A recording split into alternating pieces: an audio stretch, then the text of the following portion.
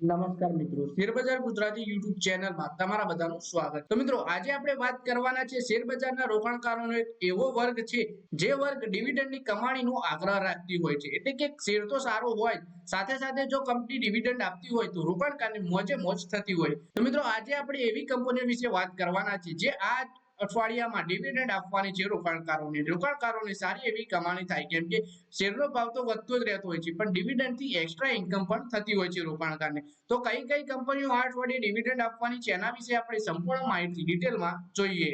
આ અઠવાડિયે રોકાણકારોને ઘણા પ્રખ્યાત શેરોમાં ડિવિડન્ડની કમાણી કરવાની તક મળી રહી છે. ટાટા અને અદાણી ગ્રુપના શેરો પણ એ શેરમાં સમાવેશ થાય છે. સપ્તાહ દરમિયાન એક્સ ડિવિડન્ડ પણ થવાના છે આ શેર. એટલે કે ટાટાથી લઈને અદાણી ગ્રુપની કંપનીઓ રોકાણકારોને આ અઠવાડિયે ડિવિડન્ડ આપવાની છે. 10 જૂનના દિવસે વાત કરીએ તો ડોક્ટર લાલપેથ લેબ્સ અને નેલ્કો લિમિટેડના શેર એક ડિવિડન્ડ થઈ રહ્યા છે. બંને કંપનીઓ શેરધારકોને ₹6 અને ₹2.02 ડિવિડન્ડ ચૂકવવા જઈ રહી છે. એટલે કે ડોક્ટર લાલપેથ લેબ ₹6 અને નેલ્કો ₹2.02 ડિવિડન્ડ આપશે 10 જૂનના દિવસે. પછી 11 જૂને વાત કરીએ તો એશિયન પેન્ટ ₹28.15 એક્સ ડિવિડન્ડ થશે. Jindal Saw limited ₹4 ex dividend, Tata Motors ₹3 ex dividend થશે. જ્યારે 12 જૂને ટાટા કેમિકલ ₹15 અને એક્સ ડિવિડન્ડ થવાની છે.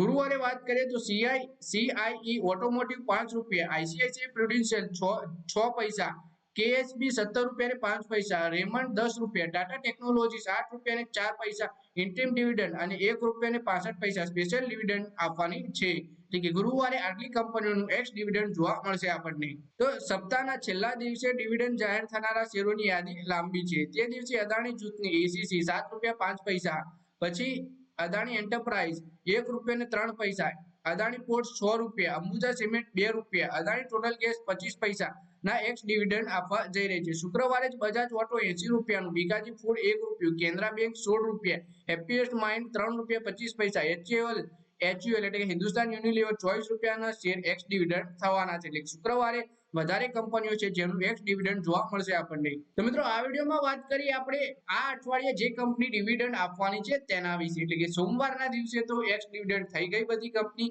બાકીના આ 5 દિવસમાં તમને સારી એવી કમાણી કરી શકે છે. જો તમારે ડિવિડન્ડની રકમ મેળવવી હોય તો આ શેરોમાં તમે રોકાણ કરી શકો છો. તો આ વિડીયોમાં બસ આટલું જ. હવે મળીએ આવનારા વિડીયોમાં.